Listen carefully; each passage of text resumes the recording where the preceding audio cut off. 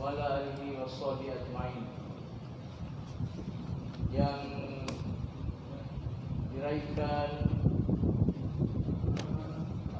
Al-Fadil Ustaz Haji Muhammad bin Yusuf, Guru Takmir Jemputan pada pagi yang mulia ini.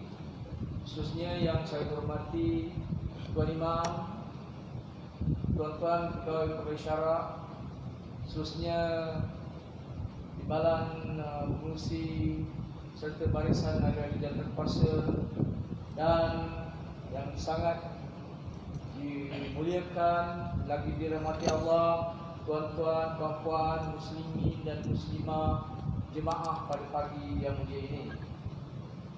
Assalamualaikum warahmatullahi wabarakatuh.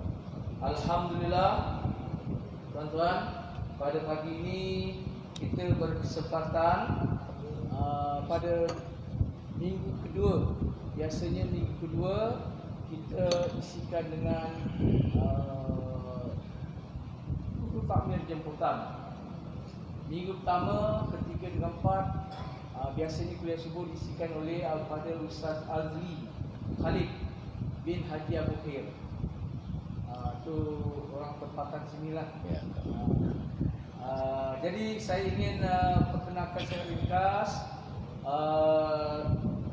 Al-Fadil Ustaz Haji Muhammad bin Yusuf ni adalah guru takmir yang selalu memberikan kuliah-kuliah di sebelah bandar sana. Kalau tak silap saya, Tuan tinggal di Melaka ya? Ya.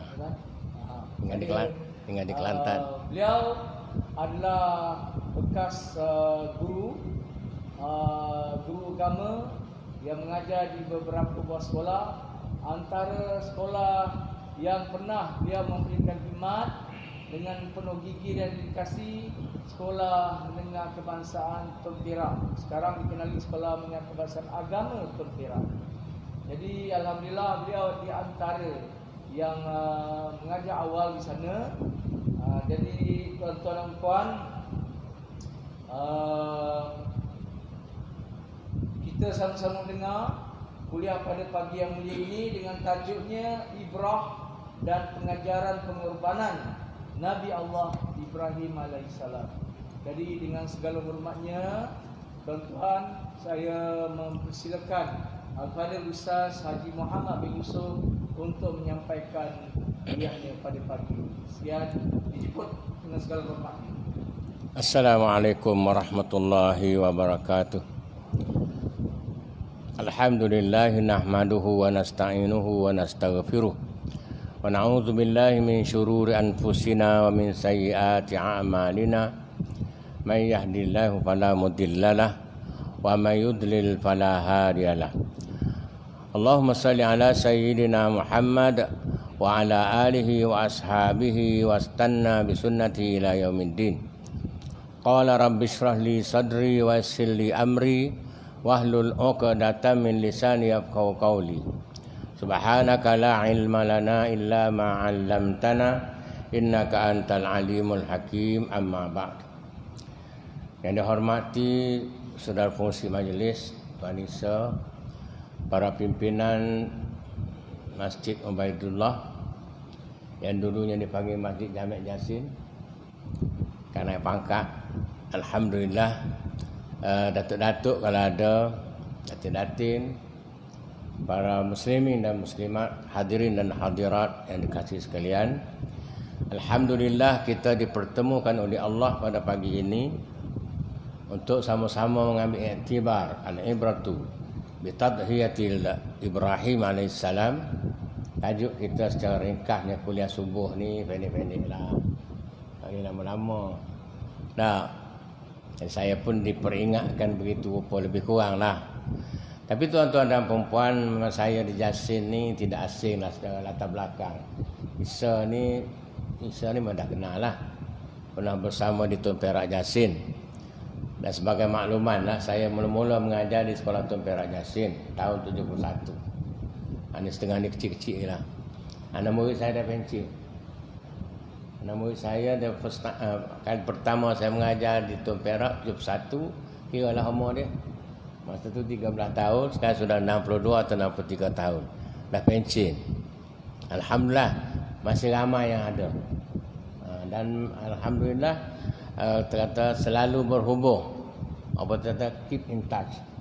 Jasa berhubung dengan bekas-bekas murid ni memang saya alhamdulillah walaupun masa mengajar tu garang sikitlah. Semua orang tahu. Pelajar-pelajar Tuan Perak tahulah saya siapa. Ada yang marah, ada yang sayang, tapi sekarang ni semua sayang.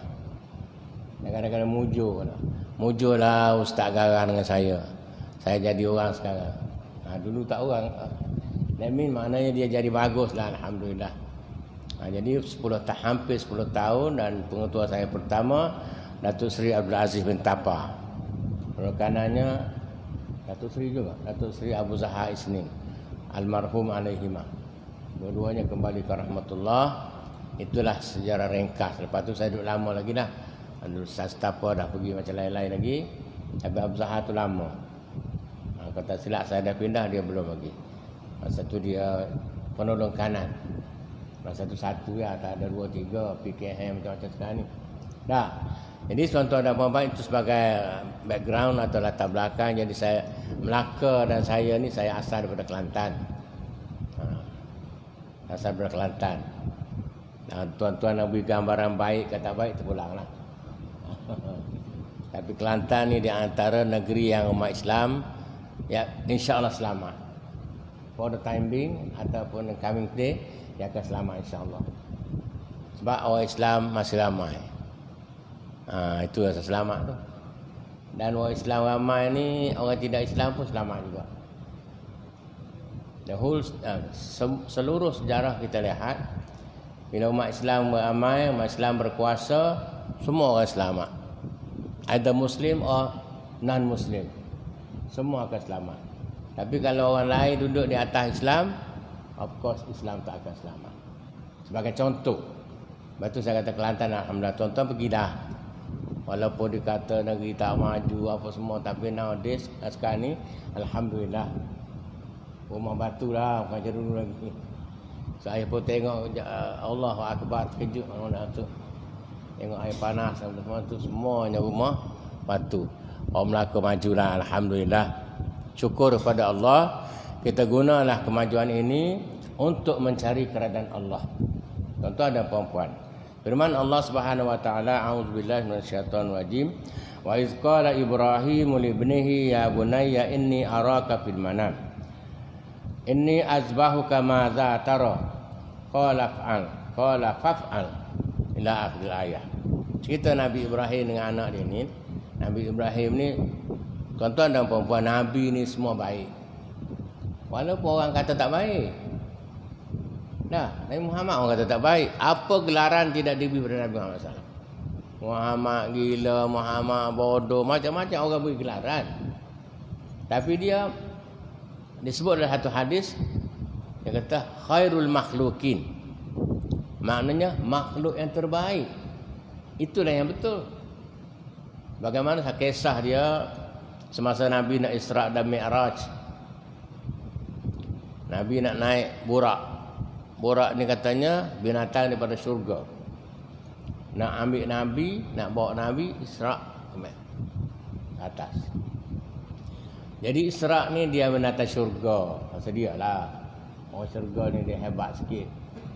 Macam kali kita ingat Datuk-datuk, anak menteri, dia sehebatlah sikit kan.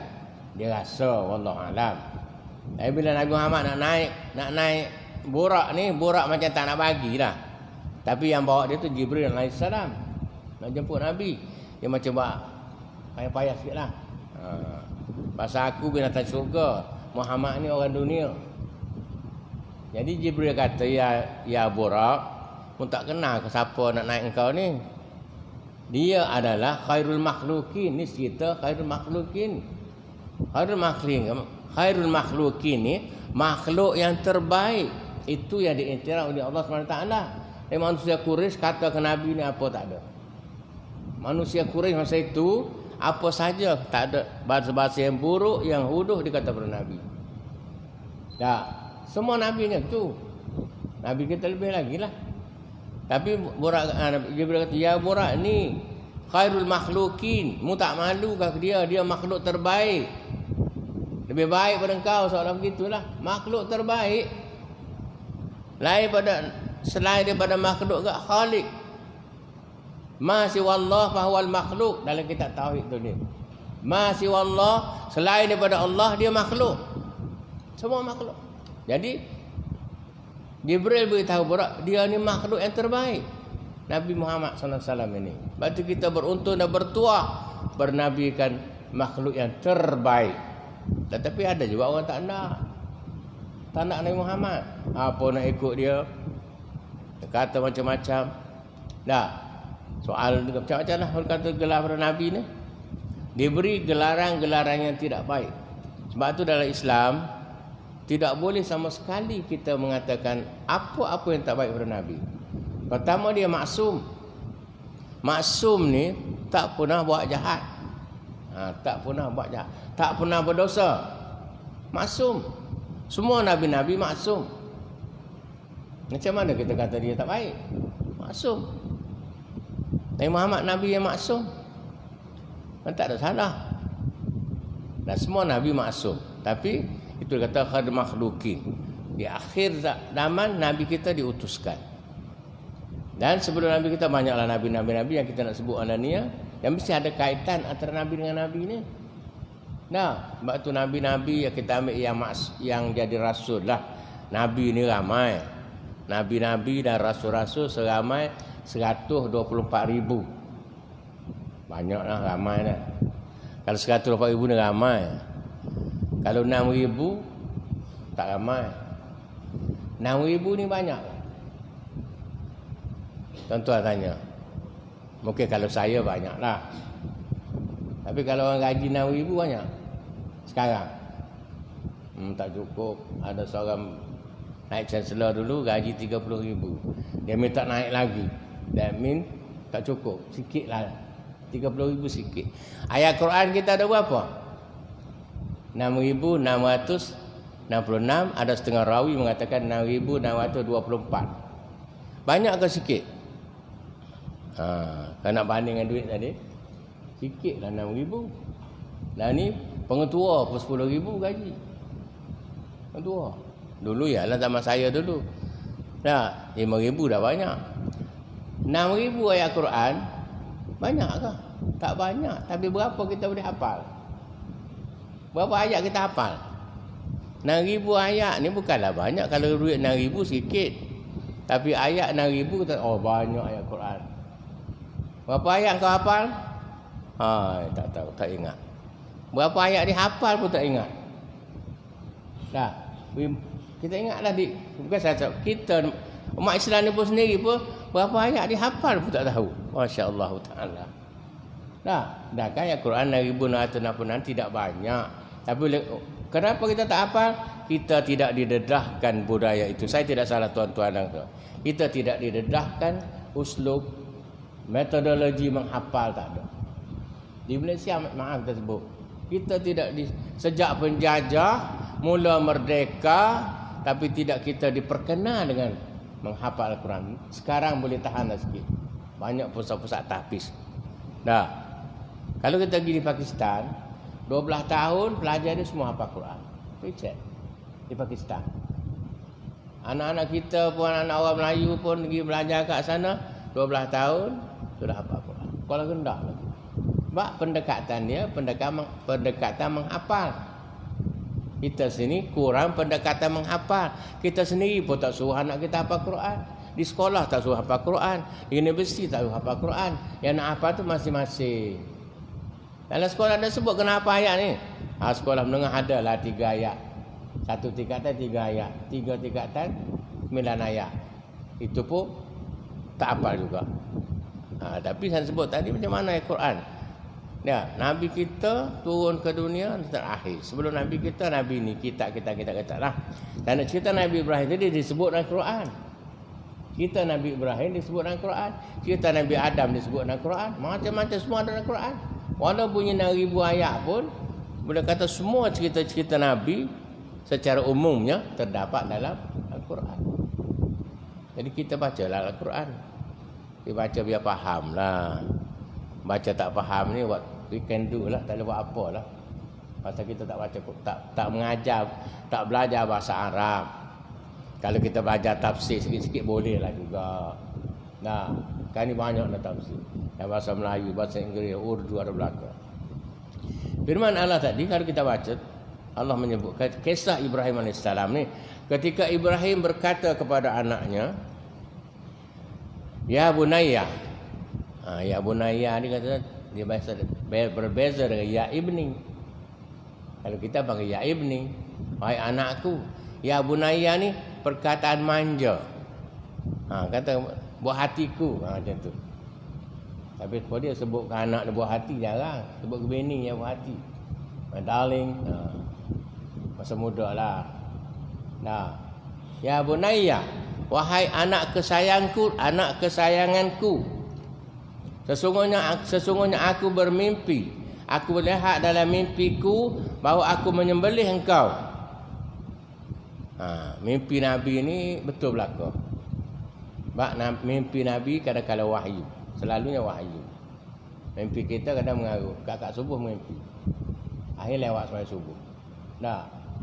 Jadi aku mimpi aku sembelih engkau. Cakap anak dia dalam lebih kurang 12 tahun ke bawah. Dia kata apa? Maza tara? Apa pandangan engkau? Aku mimpi sembelih engkau. Apa pandangan engkau? Nak sembelih dia ni? Maka kata dia, qala faf'al ma tu'mar. Buatlah wahai ayahku apa diperintah oleh Allah. Suruh apa? Suruh sembelih dia. Apa pengorbanan besar ni? Sembelih anak. Nabi Ibrahim nak sembelih anak ni. Tapi kerana perintah Allah, Nabi dia tak engkar.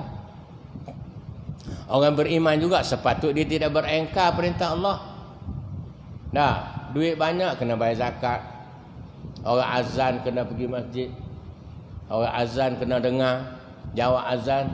Tuan-tuan tahu belakang saya nak sebut bahawa perintah agama ini, khususnya perintah wajib, kita tidak boleh tolak. Yang kita mampu. Haji wajib pun tahun ni tak boleh pergi, nak buat apa di mana? Itu maslahah dia panggil. Ada juga kita dengar ada sadesus yang kurang faham. Apa takutkan COVID-19? Takut Tuhan sudahlah. Ni pun ngaji tak habis ni. Itu belajar tak habis. Apa nak takut COVID-19? Takut pada Allah. Memang takut pada Allah. Tapi kalau lihat dalam sirah, dalam sejarah sahabat Sayyidina Umar radhiyallahu anhu, bila satu kena penyakit taun di Syam, dia tak pergi. Governor dia kata sekarang ada penyakit taun. Maka Khalifah pun tak jadi pergi nak masuk. Apa Sayyidina Umar tak percaya pada Allah? Kalau kita lihat, ni sirah. Batu hukum hakam ni kena ada dalil-dalil. Bukan berani tolol gitu saja. Takut apa? Takut apa COVID? COVID ni very small. Kecil sangat COVID ni. Saya pernah tengok wallah alam orang hantar kat saya dalam YouTube, dalam telefon. Sudah dibesarkan 1000 kali ganda. Nampak rupa dia. Betul tak betul? Orang hantar kat saya, COVID yang sudah dibesar mikroskop 1000 kali ganda. Mana halusnya, halus tak nampak ni. Kalau kita kata kuman tu halus dah, tapi tengok mikroskop nampak. Tapi ni 1000 kali, 1000 power mikroskop baru nampak COVID-19. Hanya sangat kecil. Ni tapi takut juga orang. Ya, ada tempat takut, tak nampak pun takut. Tapi Allah tak nampak tak takut. Pelik juga satu sikit. Allah tak nampak tak takut. COVID-19 tak nampak takut.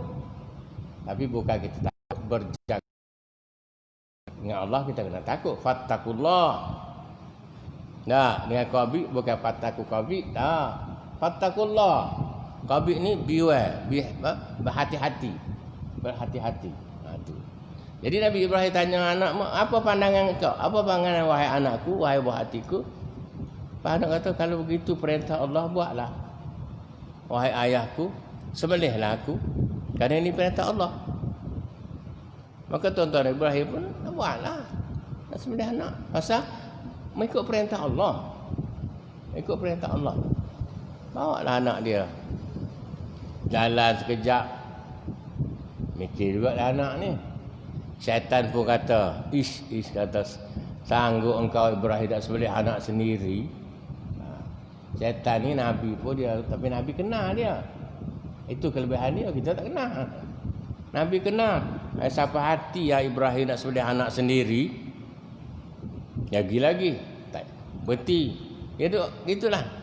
Akhirnya kita dah tahu sikit banyak ni. Maka akhirnya Ibrahim mengebakkan anak dia untuk sembelih. Pasal apa? Nak melaksana kepada tak tahu lah. Masa tu tak tahu lagi nak tukar kambing tak kambing, tak tahu lagi. Dia tahunya nak laksana perintah Allah. Allah suruh sembelih anak dalam mimpi. Maka dia akhirnya baringlah. Baring. Alaskan sikit apa? Nak sembelih. Masa nak sembelih itulah Allah Subhanahu Wa Taala Maha berkuasa ditukar dengan seekor kibas. Ya, Allah boleh buat belaka dia nak buat ni. Itulah kita baca sifat 20. Allah Maha berkuasa. Qadirun. Allah bukan qadirun. Maha berkuasa. Dengan sifat dia, sifat Allah. Sifat Allah bukan qadirun. Bukan alimun. Lepas tu kalau kita tak manusia, Muhammad alim, tak apa tepat. Maha alim. Dah, kalau kata Muhammad alim, Muhammad alim, itu baru betul. Baik duduk tuan-tuan. Jangan kata Muhammad alim, Muhammad maha alim, maha tahu, tak sama dengan sifat Tuhan nanti. Itu bahasa Arab. Bahasa dia, cara dia dah. Jadi alim mengetahui, alimun maha mengetahui. Qadirun berkuasa, qadirun maha berkuasa. Allah maha berkuasa. Government is not maha kuasa. Qadirun mungkin berkuasa. Ada. Jadi Ibrahim, Allah SWT ni dia tahu. Ibrahim nak uji Nabi Ibrahim ni. Kemudian dia tukar dengan seekor kibas. Dia pun tak tengok lah masa nak sembelih tu, tak apa hati kan anak. Dah. Sembelih je tengok Tuhan dah tukar dengan seekor kibas. Potong leher tu, leher kibas lah. Tengok kibas. Maka kibas lah itu. Itu cerita Ibrahim menyembelih anak dia. Kejutlah anak dia. Tapi itu nak sebut Allah SWT nak uji Nabi Ibrahim AS dengan ujian yang besar. Nabi-Nabi banyak ujian Nabi-Nabi ni. Semua Nabi-Nabi ada ujian. Nabi Adam dengan anak dia sendiri. Nabi Lut dengan umat dia sendiri. Macam-macam lagi. Dah. Kalau kita lihat Nabi Lut, pelik juga. Dah. Ujian ni lah. Tapi Nabi Lut okey. Dia hadapi ujian. Umat dia yang KO je. Okey lawan dia KO. Kau macam mana? Nabi Ibrahim, Nabi Lut diuji. Umat dia yastahu dar rijal, berkeinginan kepada lelaki. Kalau Allah ni kata apa dia? Homosek ke apa tak tahu. Lelaki nak pada laki-laki. Ni berat benar ni. Apa-apa berat nowadays sekarang ni masih hidup. Budaya ni masih segar. Tapi Nabi Lut dia hadapi macam tapi bini dia apa setuju. Ujian Nabi Lut. Tapi Nabi tak ikut. Parahnya umat dia, lelaki cintakan lelaki. Jadi pelik juga kita kata. Kalau saya bersyarah dia kata, engkau ni berat nah. Babi jantan pun tak nak babi jantan. Kasar pun tak tahulah. Saya rasa tak kasar benda betul. Kau ni teruk pada bukan teruk pada babi. Kau ni teruk sudahlah. Babi jantan pun tak nak menikah dengan babi jantan. Dia cari babi tina juga. Kau ni apa ni? Otak ada, ilmu ada, nak sama gitulah. Fikirlah sendiri. Dan dalam sejarah sudah ditunjuk umat Nabi Lut alaihissalam ni kesannya di dunia lagi. Allah musnahkan semua. Semua sekali. Itu contoh. Dia terbalikkan bumi, semua mati. Dan laut apa? Laut apa ni? Ada laut sekarang.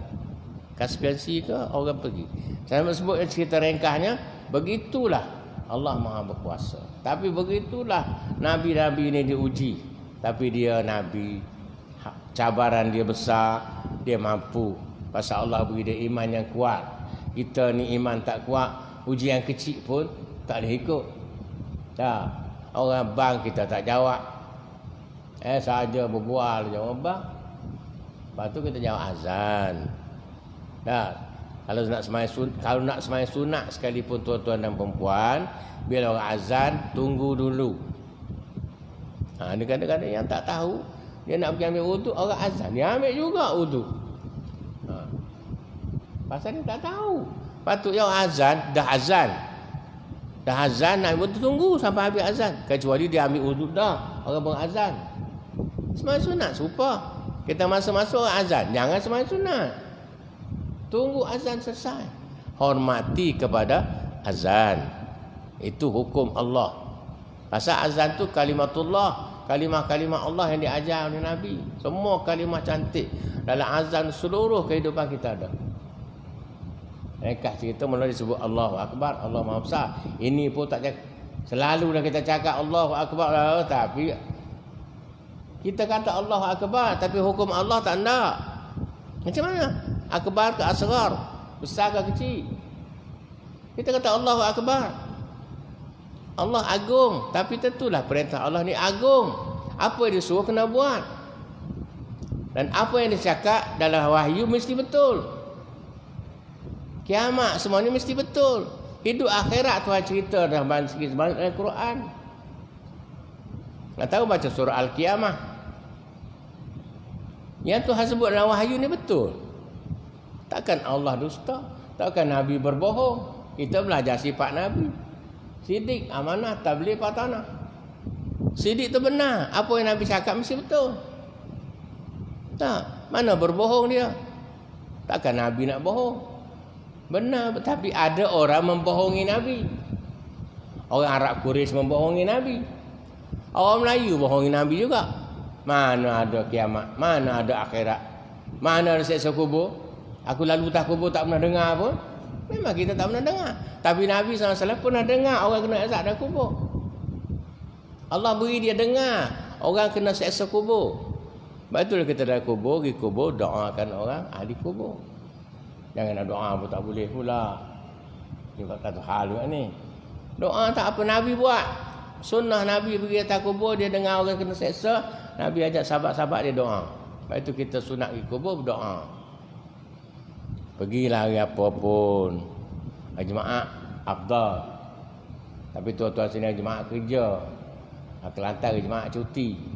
Tak pergi kubur juga. Yang pergi tu pergilah, yang tak pun ramai lagi. Itu cerita tadi bahawa disembelih pengorbanan Ibrahim, sanggup menyembelih anaknya kerana melaksanakan perintah Allah. Kalau kita banding kita, apa kita sanggup buat perintah Allah? Perintah Allah tu ada dua. Perintah wajibah, perintah wajib, perintah sunat, perintah harus. Perintah harus pun ada. Dalam bab buah-buahan saja. Ada perintah wajib, ada perintah sunat, ada perintah harus. Ya, kulu min rizqihi kulu min samarihi idza asmara wa atu haqqahu yauma hasadi. Satu ayat. Tapi satu perintah wajib, satu perintah sunat. Nah. Kulu min samarihi idza asmara. Makanlah buah-buahan apabila berbuah. Itu bukan suruh wajib. So harus ke harus itu. Makanlah buah-buahan apabila berbuah. Tak makan berdosa ke? Tak ada. Bukan perintah wajib. Tapi wa atu haqqahu yauma hasadihi, keluarkanlah haknya yakni zakat bila menuai. Itu padi atau gandum. Itu perintah wajib satu ayat. Perintah suruh makan tu harus je. Nah, kalau kita ikut sunnah jadi sunat. Tapi keluar zakat wajib. Tu zakat tanaman, zakat buah-buahan dan macam-macam lah zakat ni. Zakat harta dan sebagainya.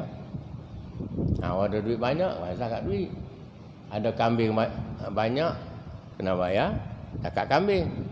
ada lembu banyak, tu bab zakat kita tahu. Tapi perintah Allah bila cukup syarat kena wajib kena buat. Tuan-tuan dan puan-puan, korbanan Nabi Ibrahim itu satu hebat, tapi dia sukalah kerana dia Tuhan gantikan anaknya kibah tak ada sembelih. Jadi pengorbanan kita bagaimana Ibrahim sanggup kita pengorbanan apa dalam agama? Kita tanya diri kita. Pasien orang kita kata orang Melayu ni, dia bukan suka memberi, suka menerima. Kalau kerajaan naik, kerajaan apa boleh bagi? Bukan dia kata, apa aku tolong. Patut tak ada macam tu. Patut kita fikir, apa aku akan buat untuk kerajaan. Contoh. Tapi biasa, kita boleh apa? Kerajaan naik boleh apa? Itu budaya kita.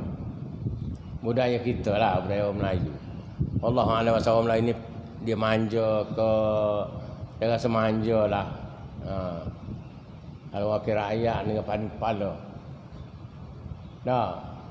Nak minyak motor pun wakil rakyat, nak beras wakil rakyat, pening kepala.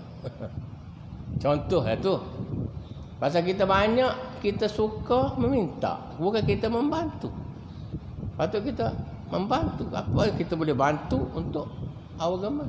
Contoh ni. Kalau kita dalam masyarakat kampung, masjid ni, apa kita boleh bantu untuk majukan masjid? Bukan kita tanya, apa masjid boleh bagi kat aku? Tu yang payah itu. Selalu itu. Kalau kita pergi masjid, apa masjid dah bagi? Boleh kalau bulan puasa boleh buka puasa, tu ialah. Tapi kita tak fikir apa aku boleh bantu untuk memakmurkan masjid. Bagaimana apa aku boleh bantu untuk memakmurkan masjid supaya orang ramai datang ke masjid? Kita pernah fikir. Itu passion kita, bukan betul passion, style. Betul kata style. Malay style. Betul tak betul tu cerita lain, tapi saya tak betul lah. Nabi Ibrahim tadi tuan, itulah pengorbanan antara yang besarnya. Dan Nabi Adam AS, anak dia Kabil dah Habil, korban juga. Kabil korban dia Tuhan tak terima, Habil Tuhan terima. Akhirnya bergaduh dua tu. Bergaduh dua beradik. Akhirnya Kabil bunuh Habil. Kes berdengki kerana korban adik dia diterima, korban abangnya tidak diterima. Tengok. Anak Nabi tu Nabi Adam lah mula-mula dulu. Tak nak sejarah ni ditunjuk pada kita bahawa korban ni jangan Nabi Adam ada, anak Nabi Adam sampailah kepada Nabi Ibrahim, sampai semua nabi-nabi ada pengorbanan. Maka asasilah korban kita ni pun tuan-tuan ambil sinilah. Ambil daripada Nabi Ibrahim alaihissalam. Ambil lepas tu kita pun sini korban lah. Kau tahu korban. Kadang-kadang yang tak semayang pun korban juga. Ini tak apa selaras. Dia duit banyak ada korban. Main jemaah tak pergi. Main waktu pun kadang-kadang bukan 5 kali sehari, 3 kali sehari. Ni kalau semayang ni tuan-tuan dan perempuan, salat ni kalau tak cukup 5, tak boleh lah, payahlah. Orang kata disqualified. Of course disqualified. Sebab semayang ni paling kurang 5. Paling kurang 5. Tak ada lebih bawah tu. Kalau kita musafir boleh jamak, tapi 5 tetap. Paling kurang. Kalau tambah lagi, tambahlah sunat qabliyah, ba'diyah, qabliyah ada ba'diyah, qabliyah saja, ba'diyah. Macam-macam lagi. Cubalah kita tengok tuan-tuan dan puan, nak melihat korbanan kita ni, macam mana kita nak develop Islam, nak bangunkan Islam, nak beri pertolongan masyarakat Islam, apa kita boleh buat? Kita fikir. Jangan kita menerima saja. Kita belajar orang Arab kata al-yadul ulya khairun min al-yadus sufla. Tangan di atas lebih baik tangan di bawah. Yakni pemberi lebih baik pada penerima. Tapi yang banyak penerima. Orang nak beri ambil. Tapi tak banyak tangan pemberi, banyak tangan menerima. Kalau nak beri apa-apa subsidi, bukan pemberi subsidi, penerima subsidi. Contoh. Jadi tuan-tuan dan bukan salah, tapi budaya itu. Kalau yang layak silakan. Kemudian tuan-tuan dan puan-puan, Nabi Ismail ni, kalau lihat Ismail ni anak yang pertama. Nabi Ibrahim ni dia tak anak tak ramai. Nikah Siti Hajar lama. Dah dapat anak. Dah kahwin satu lagi baru dapat anak Ismail. Dapat seorang anak pula nak terus korban pula. Kita gambarkanlah bagaimana hebatnya. Tapi oleh kerana perintah Allah, dia buat sajalah. Sikap anak dia tu pun tengok. Buatlah bah kalau ini perintah Allah. Kalau kita duduk sini lah, kita apa? Anak-anak kita yang baik buat. Kita suruh yang baik untuk anak kita. Kita suruh yang baik untuk anak kita. Dan anak pakai buat apa yang buat suruh. Karena itulah sepatutnya berlaku. Itu juga kita, apa yang Allah suruh, apa yang Rasul suruh, kita kena buat. Apa itu tuan-tuan? Ada hukum tu, ada wajib, ada sunnah, ada harus. Yang harus tu ikutlah. Wa atu haqqahu. Apa ni? Kulu min samarihi, tadi makanlah buah-buahan tu jadikan. Itu suruh harus je, nak makan pun tak apa, tak nak makan pun tak apa. Dah. Ada orang nak makan durian tembaga musangking sakit kepala. Dah. Keluar beres sakit kepala makan musangking, tak sakit macam mana RM80 sekilo. Tak sakit kepala macam mana? Saya tak pernah makan. Saya tak pernah makan. Dengan RM80 sekilo, sakit kepala selalu. Nyuk kepala sakit. Maka orang kata lah, tak boleh makan musangking sakit kepala. Tuan-tuan nak makan? Saya tak pernah. Saya pun tak berapa suka sangat. Tapi kalau beli tak makan jugalah. Tapi kalau nak beli sampai RM80 sekilo, sakit kepala. Kalau 2 kilo, 160. Ada orang beli sampai 4 biji apa 300, 500. Tapi orang ada duit beli. Kita tengok Allah sayangnya kerana makan beli beratus-ratus. Kalau pergi masjid beli RM1. Allahu akbar.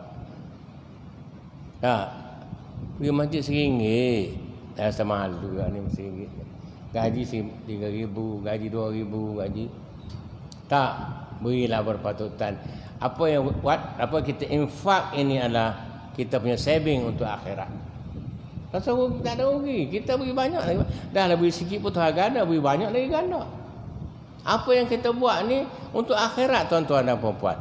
Bacaan kita, perbuatan kita, sumbangan kita, syarat fi sabilillah. Jangan menentang hukum Allah. Itu nak sekarang ni tak nak buat. Yang kalau Allah suruh tak, kena buat. Sebab apa? Kita ni hamba Allah. Kita dah mengaku hamba Allah. Bila mengaku hamba Allah, dia derma 50 sen. Kita tengok dah derma kan, senang derma. Yang mula-mula tu RM5. Yang kedua RM3. Nama-nama adalah dolar, daun. Contoh ni. Sampai hujung-hujung tinggal RM1. Bawah lagi 50 sen. Dia pun tulis hamba Allah 50 sen. Hamba Allah apa 50 sen ni? Dia dah syai tergak. Tak malu ke Allah ke? Nak mengaku hamba Allah derma 50 sen. Gaji RM3,000. Pak kenal saya pun boleh kat hamba Allah. Tapi derma 50 sen. Hamba Allah derma lah RM10. Jangan fikir tuan-tuan dan puan-puan. Saya cakap ni macam joke. Tapi seteru lah. Benda betul. Benda betul. Atas dia makin sikit. Dia RM5. Aku RM4 jadilah. Di bawah RM3 jadilah. Bawah RM2 jadilah. Patutnya RM5 naik RM10, RM6 naik RM7. Patut makin banyak. Tapi cuba tengok. Saya biasa tengok list lah senarai. Makin sikit. Kenapa? Nah, kalau kita kat masyarakat sini lebih kurang lah. Ya, mungkin kalau ada seorang dua yang gaji RM10,000, lebih kurang agak RM5,000. Tapi bukan sini, contoh tadi. Sebagai kita tahu, kita buat ni untuk mencari keredaan Allah. Itu Tuhan sebut wabtaghi fima atakallahu darul akhirah wala tansa nasibaka minad dunya. Carilah untuk kehidupan dunia tapi jangan lupa akhirat tu penting lagi.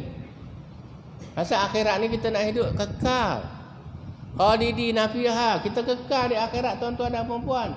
Di dunia ni tak kekal, bukan setakat tak kekal. Bila dah lemah 60 dah mulalah contohnya. Makan pun tak kurang lalu. Dah, jalan pun kurang laju. Macam-macam kurang. Memang itu tabiat manusia, tabiat makhluk. Tak jadi itu. Tapi di akhirat besok Allahu Akbar, tak ada mati. Hang dapat surga senang. Surga nombor 7 tak nak lagi. Mula dunia ni aku dapat surga nombor 7 pun tak apa. Besok masuk surga nombor 7, ya Allah, tengok orang surga nombor 6, ya Allah, naikkanlah aku ke surga nombor 6. Orang nombor 6 kata, ya Allah, naik aku surga nombor 5. Nak akhirat besok kan main. Ada lagi perasaan tu. Pasal melihat orang surga nombor 6 lebih baik surga nombor 7. Mesti ada beza. Dia nak buat apa nombor-nombor ni? Itulah beza surga nombor 1, nombor 2 sampai nombor 6. Kalau kita kata dunia ni asal masuk surga jadilah. Tak juga. Dah masuk besok, nak pula. Nombor 5 nak pergi nombor 4. 4 nak pergi nombor 3. Begitulah. Nah, bagi kita itu kalau boleh yang kita amal di dunia untuk akhirat ni jangan rasa apa tu kata impression. Pasal adalah padan dah, cukup dah. Kalau untuk akhirat cukuplah, adalah banyak dah rumah. Tapi untuk dunia tak pernah cukup. Kereta ada 1 nak 2, 2 nak 3, 3 nak 4. Orang ada kereta orang kaya sampai 17 buah, 12 buah. Kita pun mikir bila lah kau nak naik. 17. Kalau 15 sebuah 2 hari dah. Tapi tak pakai lah. Saya nak sebutnya begitulah kemewahannya duniawi. Tapi ukhrawi setengah mana? Yang baik bagus lah. Alhamdulillah lah. Nah, apa kita tuan-tuan dan puan-puan, pengorbanan kita ambil iktibar. Akidah Nabi Ibrahim memang dia Nabi.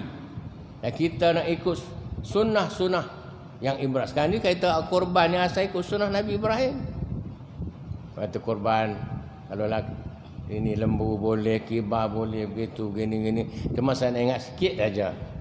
Korban ni sebaik-baiknya kita korban, seelok-eloknya masa sembelih korban kita ada.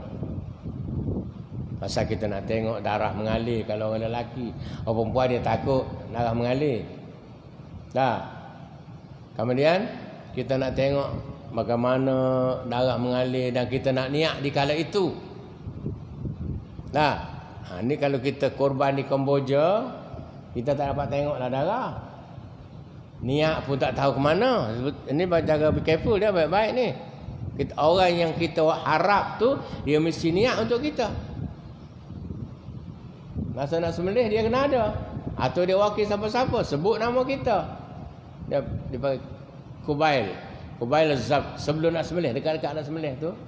Satu duduk dekat-dekat nak sembelih, bukan mesti masa sembelih. Dah, tapi dekat-dekat nak sembelih dah perebah lembu semua tu, ada baca Allahu Akbar Allah tu kita boleh niat kalau kita ada. Kalau tukang sembelih kita wakil kat dia, tukang sembelih kena niat untuk ni. Kalau cycle lembu 7 orang dia kena niat semua 7. Kalau kita hantar Kamboja, kita harap wakil kita tu niat untuk kita lah. Itu. Yang kedua masalah korban ini satu pengorbanan, tapi orang Melayu ni jadi macam budaya. Korban ni biasa.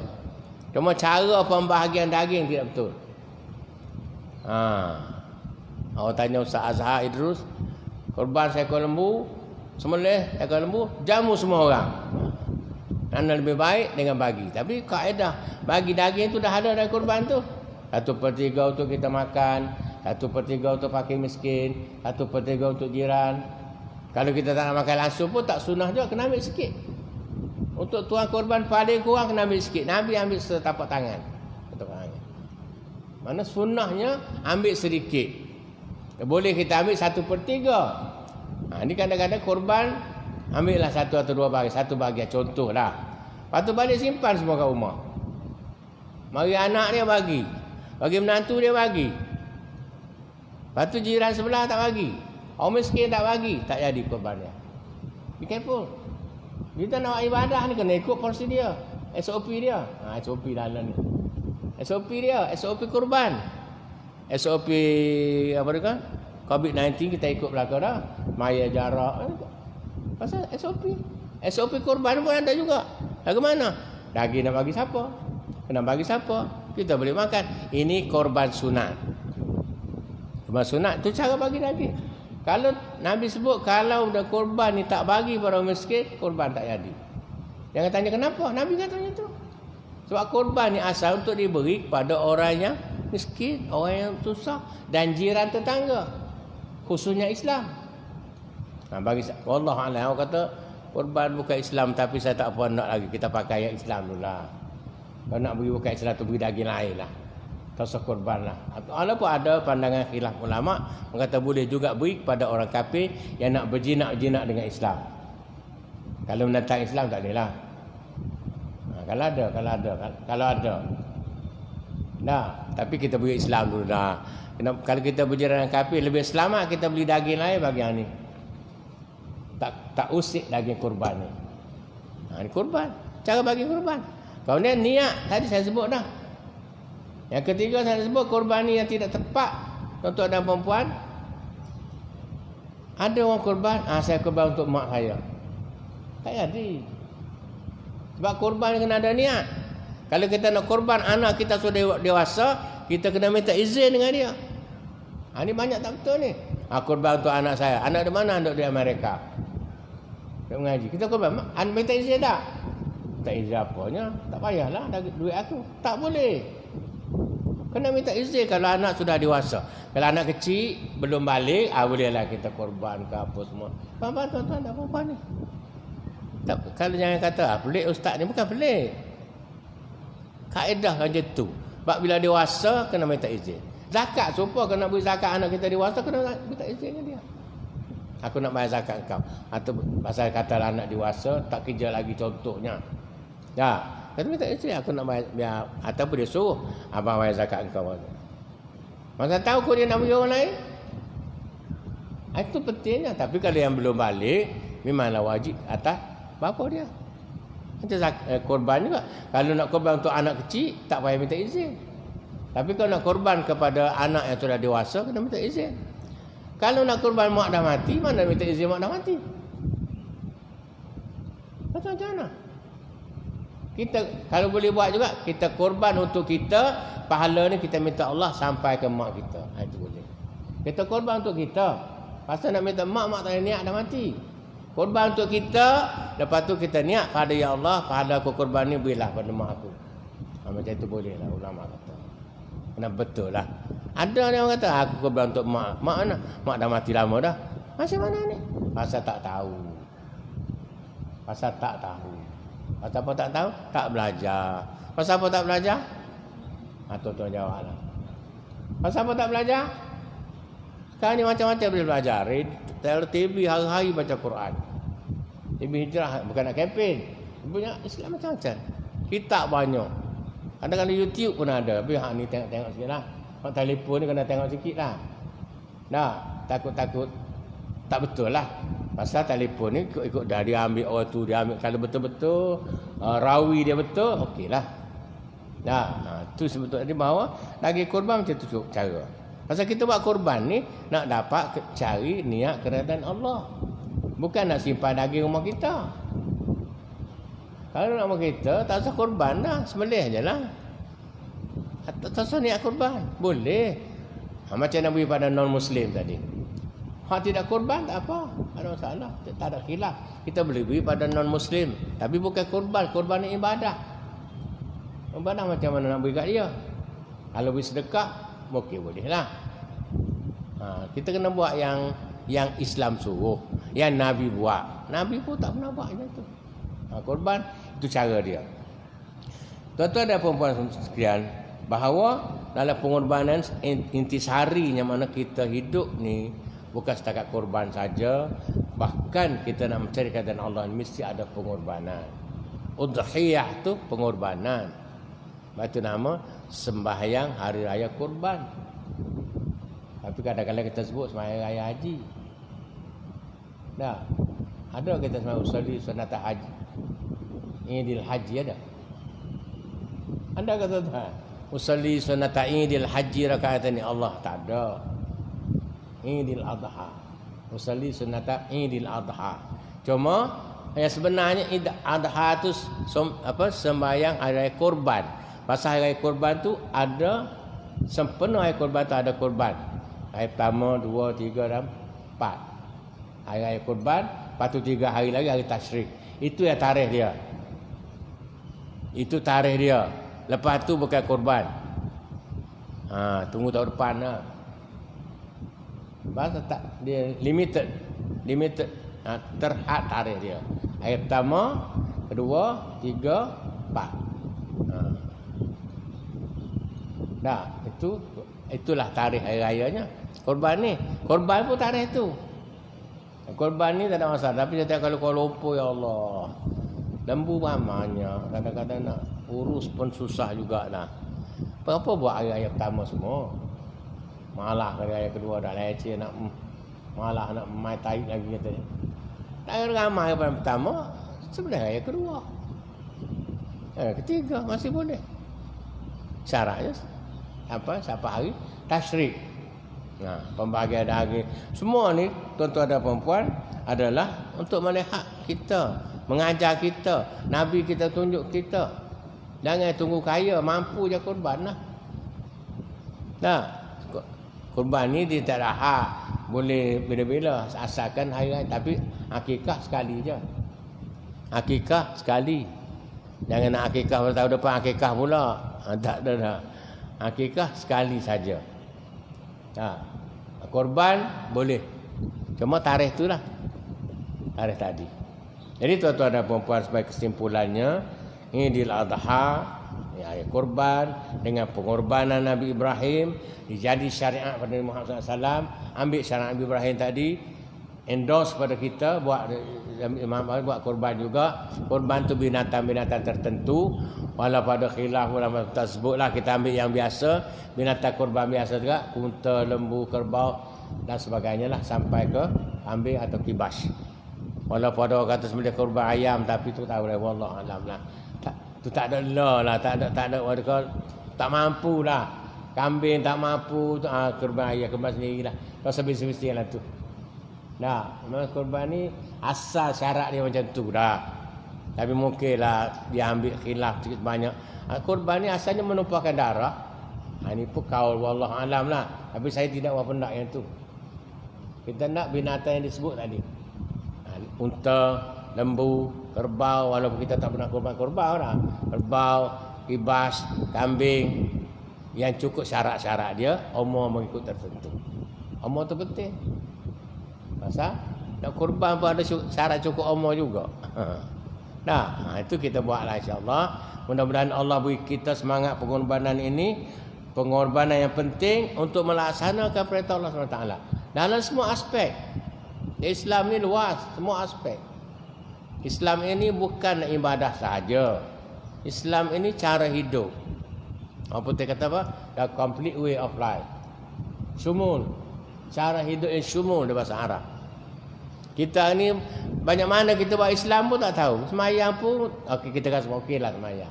Yang lain-lain, pentadbiran Islam ada ke tak ada? Kalau tak ada kena wujudkan. Pentadbiran Islam, pasal Nabi buat belaka ni. Ni sunnah Rasulullah SAW, sunnah wajibah. Melaksana pentadbiran Islam ni sunnah wajibah. Sebab itu Nabi pentadbiran Islam. Bila pentadbiran Islam mudah sih ni, termasuk dari itu haram tak boleh masuk. Halal belaka. Pentadbiran Islam. Daulah Islamiah, pemerintahan Islam dan sebagainya. Pasal barulah syumul. Ada satu tok peti mufti. Dia cakaplah, dia ceramah sedap lah.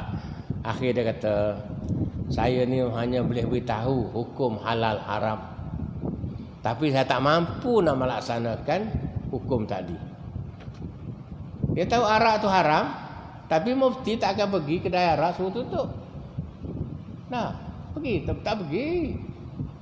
Dia kata apa? Saya tak mampu, saya hanya mampu menyebut halal haram. Yang nak melaksana hukum halal haram ni ialah the government, kerajaan. Mufti ni kata ni. Yang melaksana hukum ni ialah pemerintah, dia kata. Lepas tu kalau pemerintahan kita tak letak pada orang Islam, macam mana nak laksana hukum Islam? Kita kata arak halal haram, dia kata halal. Kita kata tutup aurat itu wajib, dia kata tak wajib. Bercanggah macam. Masa saya mengaji tu, Cikgu Musa ni tahulah. Masa tu lah sebut orang ni pelajar-pelajar perempuan pakai skirt. Cikgu pakai skirt masa tu. Ustaz pening kepalanya. Nak cakap tak boleh, tapi saya cakap dengan murid. Saya cakap dengan murid saya, adalah 2 orang. 2 orang. Allahu Akbar. Zaman tu. Sampai 71. 2 orang murid pakai tudung. Yang lain tak pakai lah. Pak orang tak pakai memang. Zaman itu. Tapi kita ustaz kita tahulah. Sikit sebanyak hukum aurat-aurat ni. Tapi kita nak keras-keras sangat kan? Pihak pentadbiran pula tak berkenan. Nah, tapi sekarang ni alhamdulillah lah. Pelajar-pelajar, perempuan semua tutup aurat. Sekurang-kurangnya di sekolah. Lagi petang tak pula, bila jogging tak lah. Itu cerita lain lah.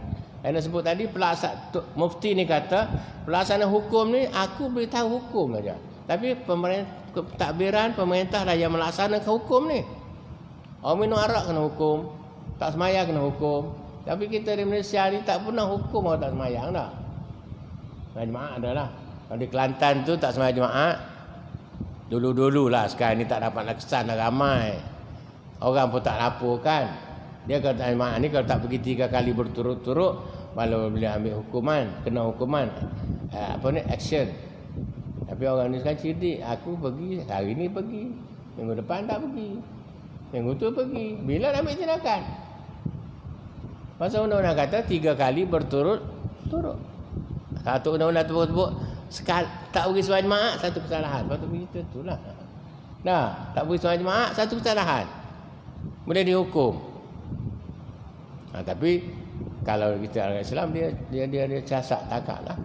Nabi-nabi tuan-tuan dan puan, kita kena kata khairul makhluqin Nabi Muhammad. Orang terbaik. Hukum Nabi mana? Tapi ada orang menghina Nabi. Di mana orang negeri Arab? Di Pancung. Wanita menghina Nabi. Wanita Indonesia kata, tak pasti. Tapi ditunjuk gambar di Pancung. Kenapa? Kerana dia menghina Nabi. Pak kita kalau menghina Nabi ada hukum? Ada. Seorang lawyer dia kata, ikut aku lah nak minum arak, engkau peduli apa? Dia minum arak, dia tunjuk kau orang, dia bangga. I'm a drink. Minum arak. Ikut aku lah, suka hati aku lah, duit aku. Macam tu tak ada undang-undang lah macam tu. Nak ikut aku nak berjudi berduit aku. Ikut aku lah nak berzina berduit aku. Mana boleh macam tu? Mesti ada undang-undang, peraturan. Ini namanya syariah. Dalam Islam dipanggil syariah, peraturan. Peraturan ni ada peraturan Islam, ada peraturan tidak Islam. Peraturan tidak Islam kalau tak bercanggah dengan Islam kita boleh ikut. Kalau bercanggah tak boleh. Kena letak Islam di atas. Itu penting tuan-tuan dan puan, letak Islam di atas. Kalau letak Islam di bawah, habislah.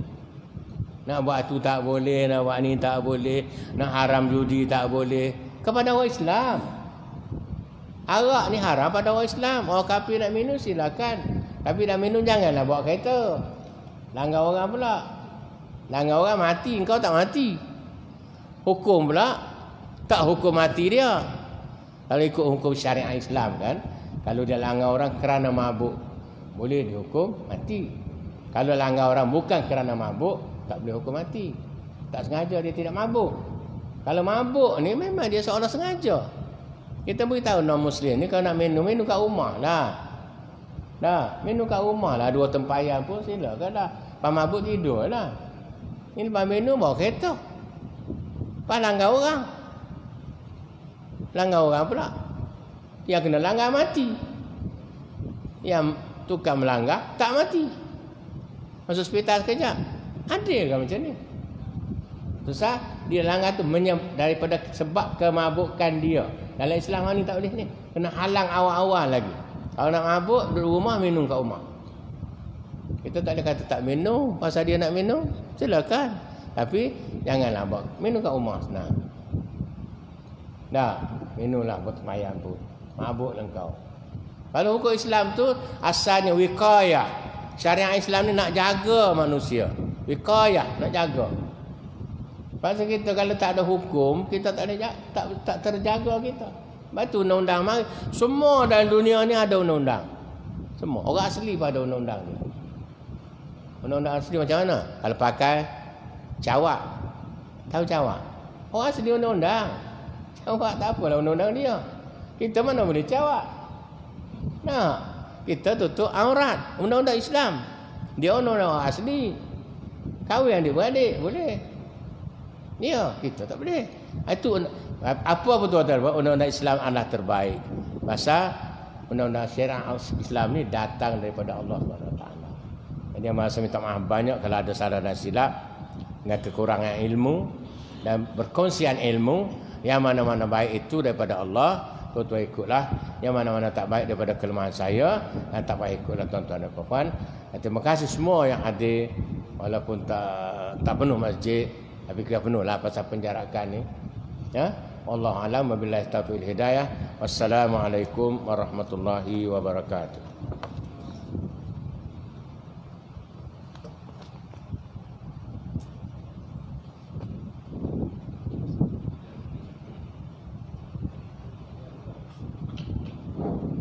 Alhamdulillah tuan-tuan dan puan-puan muslimin muslimat sekalian, kita baru saja mendengar menghadiri kuliah subuh yang disampaikan oleh Al-Fadhil Ustaz